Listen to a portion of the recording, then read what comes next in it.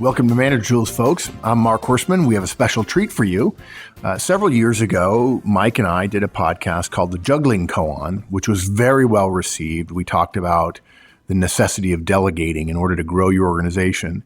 And we actually, in advance of the podcast, put out a question on the blog and I think in the forums as well, and got great responses. And then we responded in a podcast to all the responses we got. And so we're going to do that again. And we're presenting for you now, for your perusal and listening pleasure, the Manager Tools Coaching Dilemma. So what I'm going to do in the next 3 or 4 minutes, this is not a full Manager Tools cast. It's just me. The Coaching Dilemma podcast will be coming out shortly, I think within 5 or 7 days of this cast being in the feed. And I'm going to present to you now what we call the Manager Tools Coaching Dilemma. I'm going to present a scenario, a management scenario for you, and we're going to ask you to come up with answers. And the way we want you to do that is go to the blog post that will be associated with this cast. The blog post, if you're listening to this now, it's already up. You may have already gotten, your RSS feed may have already shown you that there's a blog post up. And we want you to log in and give us an answer, what you think the answer is to the Manager Tools Coaching Dilemma. Now, folks, if you've already been to a conference, this is a question that comes up a lot. People say, who should I coach and how should I coach and so on. Well, of course, we cover that at the Effective Manager Conference. If you already know the answer because you've seen Mark do this scenario in front of the group at the conference, please don't be one of the first posters and say, oh, well, Mark already told me the answer is X, because that will tend to dampen other people's responses. But the idea here is to put in front of you a real world situation that thousands of managers face every day all over the world and see how you handle it. And we'd like to know what your answer is and why you think the answer is what it is. And Mike and I's plan right now, depending upon the volume of responses, is to have a cast that probably will come out in a non-standard cast way like this one is. So we won't take away an actionable weekly cast from the feed. We'll just do this in addition to our regular weekly casts. And we'll try to address all the answers we get and tell you why a particular answer is right or wrong and what we think about your answers and so on. We think it'll be kind of fun. It's a little bit different. It may fall flat on its face, but sometimes that's what you have to do. You have to try different things in order to see how things work. So herewith, the Manager Tools Coaching Dilemma. I'm going to put a situation in front of you about a very common scenario that occurs for managers and their directs, and let's see how you handle it. Okay? Let's say you're a manager with 4 directs.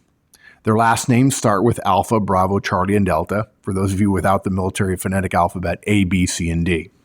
We're going to posit that the performance of our 4 directs falls at 4 distinct levels of performance. Our A player is our best, and our D or our Delta player is our weakest. And by the way, for those of you with individual licenses, you'll be able to get the show notes, which will show you a picture of the coaching dilemma. And we will try to post the coaching dilemma picture that I'm about to describe for you on the blog post so you can take a look at it. But essentially, I want you to picture a vertical view of a road, a 2-lane road, that if you drew it on a piece of paper would have 2 horizontal lines. Let's assume they're like 2 inches apart. Solid horizontal lines, and in between them, halfway in between them, and this would be a 3rd parallel line, would be another line, but it would be a dotted line. So in other words, it looks like a road with a dotted line in the middle. If the top of your page is north and the bottom of your page is south, then the road is going east-west across your page. The top line, the northernmost line, the top edge of the road you've drawn, represents exceptional performance. If someone gets that high in their performance of a job of people who work for you, they would be achieving exceptional performance. The bottom line, the southernmost line, is unacceptable performance. If somebody performs below that level, they're not performing in an acceptable way, and their job becomes at risk at some point. And the dotted line in the middle is median performance. Somebody who's achieving at the dotted line level is doing fine, well within the realm of normalcy for this particular job. And we're going to assume, by the way, that everybody who works for you, whether they're welders or accounting experts or financial analysts or salespeople or line engineers or manufacturing engineers or production coordinators or shipping room clerks, whatever, they all do the exact same job. They get compared to these ranges of performance, exceptional all the way down to unacceptable. And we're going to say that your 4 people, your A, B, C, and D, fall into 4 different categories, which you can probably surmise already, from the scenario. There are 4 different categories of performance. And by the way, I actually have them plotted from top right to bottom left. And I have your A player, your alpha player, Ms. Alpha as I'll call her, is above the exceptional performance line and all the way over to the right. She is a superstar. She is outperforming the standards for the job. Everybody loves her. She's probably ready for promotion now. A true top star performer. And you're thrilled to have her on your team, obviously.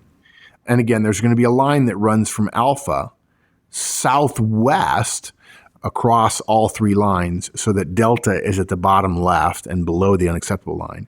But let's just go top to bottom. We have alpha at the top right above the exceptional performance line. We have Bravo, your second highest performer, who is above median performance. He's an above average performer, but he's not above the exceptional performance line. He's a solid performer. You're glad to have him. He's good at his job.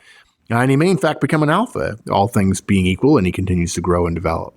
Then there's Charlie, who is below the median performance line, but above the unacceptable performance line. Absolutely somebody on your team who meets criteria on a regular basis, doesn't hit home runs all the time, but lots of singles and doubles. And then lastly, at the far left and at the bottom is Delta.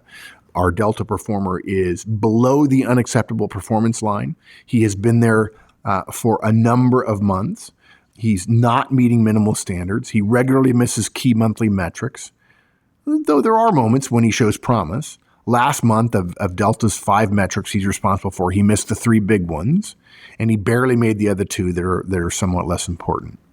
So you've got four performers at 4 different levels of performance relative to the standard for the job that you supervise them in. And what managers have been asking us for years is simple. Do I spend time trying to sell Delta, or do I ignore Delta knowing he's a lost cause and double down on Alpha or Bravo or Charlie? Or should I forget that Delta is lost, not worry about Alpha, and spend all my time on Bravo and Charlie? Here's the Manager Tools coaching dilemma. If you had to pick one person to focus your time on, who would you spend your time with and why? We'll certainly be thrilled if you say the right answer, A, B, C, or D, but we'd also like to know the reason why. And why is a big thing in this situation, because there are different reasons why A or B or C or D is the right or wrong answer. And by the way, this is just like the juggling koan. If a tree falls in the forest and no one's there to hear it, it doesn't make a sound. That's the correct answer to that Zen koan. And there is a right answer to the Manager Tools coaching dilemma, and we will reveal it in the cast that comes out in the normal feed probably a couple of weeks from now. So take a minute, think about it, go to the blog, write in your answer, let us know, and we'll do our best to summarize and point out answers that are generally in agreement or not in agreement with our recommendation.